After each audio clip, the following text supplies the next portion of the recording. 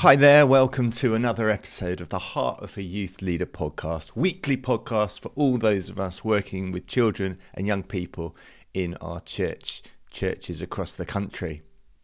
It seems to me there's two types of youth leader when it comes to our preparing and our planning for our youth work. There's the one youth leader who is the ultimate in planner, has loads of goals, has the syllabus written for the next 5 years, has the details, has the rotas, has the equipment needed, has really clear guides to the day-to-day stuff.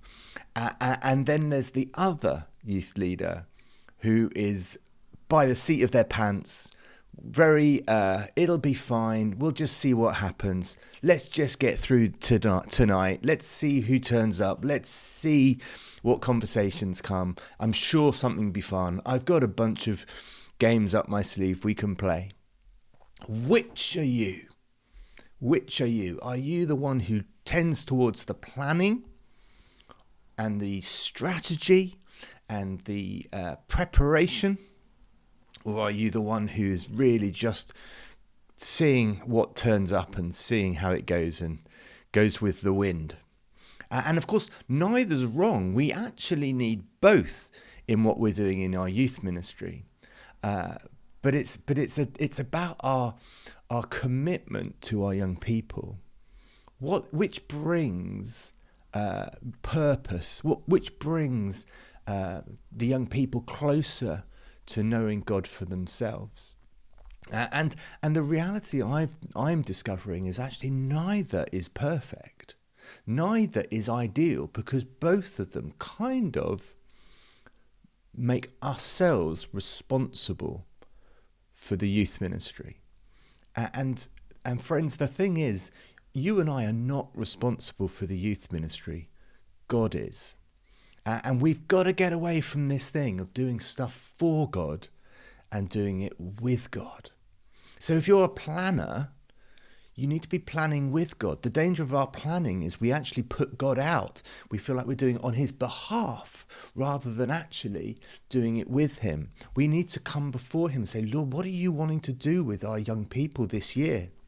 In fact, we all need to be asking that question, whether we're planning by nature or whether we're just more informal and going by the seat of our pants by nature. We need to be going, Lord, what do you want to do with our young people this year? And what do you want me to do to help that happen? I'm reminded of these wonderful words in Psalm 127. It says, unless the Lord builds the house, the builders labour in vain. Now, this was written by Solomon as he's building the temple to God. And he's like, we're building this amazing temple. But actually, if we're just doing it on our own and with our own plans and our own structures and our own possibilities, we are actually wasting our time. We're doing it in vain because we're not doing something for God. We're doing something with God. And so unless the Lord builds the house, the builders labour in vain. Unless the Lord builds our youth ministries, we, the labourers, are building in vain. It continues, unless the Lord watches over the city, the guards stand watch in vain. Unless the Lord watches over our youth work, over our young people, the youth leaders stand watch in vain. In vain you rise early and stay up late, toiling for food to eat, for he, God, grants sleep to those he loves. And I'm aware of how often I talk to a youth worker and they're just saying, I'm not sleeping enough, I'm so tired, I don't get enough sleep. And it's so easy because of the nature of our work is we're working into the evenings. We've got to make sure we still get enough sleep. You need at least 8 hours of your head on the pillow every night. And so if you are working late, you can't be getting up early the next day.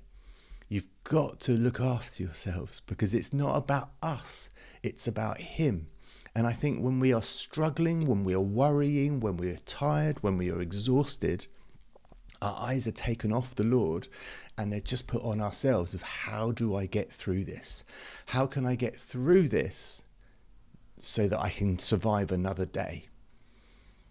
And let's go back. Let's bring all before the Lord. What do you want me to do?